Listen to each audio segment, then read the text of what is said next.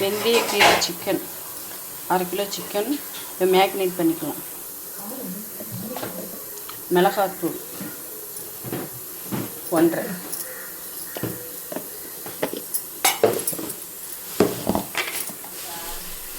உப்பு தேவையான அளவு, இதெல்லாம் 1/4 கிலோ, மஞ்சத்தூள் கொஞ்சம், ஒரு 1/2 ஹவர் ஊற வச்சு. இப்போ எண்ணெய் 50 எண்ணெய் ஊற்றிருக்கேன்.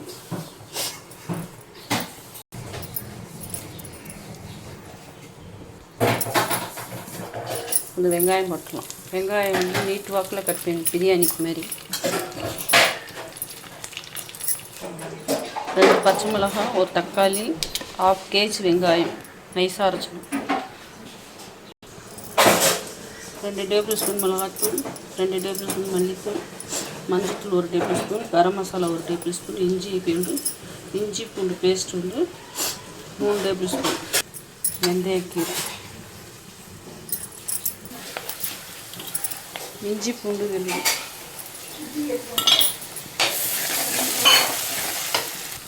இப்போ நம்ம அரைச்சி வச்ச மசாலா,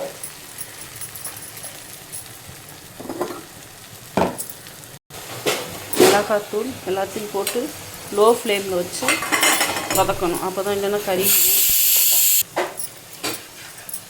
நெய் கொஞ்சம்,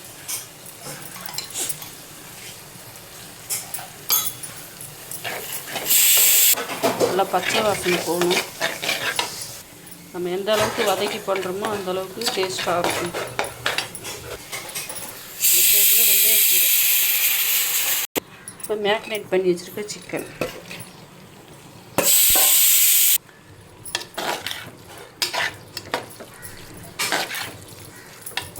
இப்போ நம்ம தண்ணி ஊற்ற தேவையில்லை. நம்ம சிக்கன்லேயே தண்ணி இறங்கும். இப்போ ஸ்லோ ஃப்ளேம்லேயே வச்சு மூடி போட்டு மூடிடும். கொஞ்சம் வெந்தயக்கீரை நெய் விட்டு வதக்கணும்.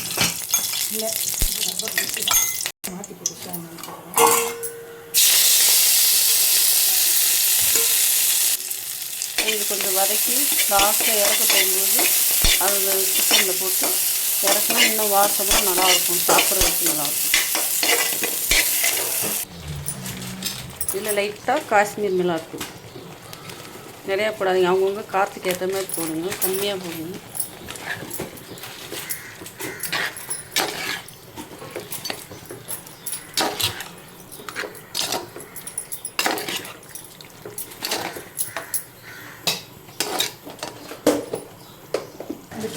கொத்தமல்லி தலை இப்போ தட்டு போட்டு மூடிடுவோம்.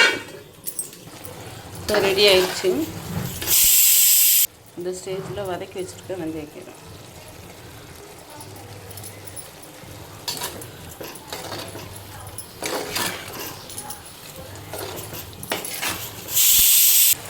வெந்தயக்கீரை சிக்கன் ரெடி ஆயிடுச்சு.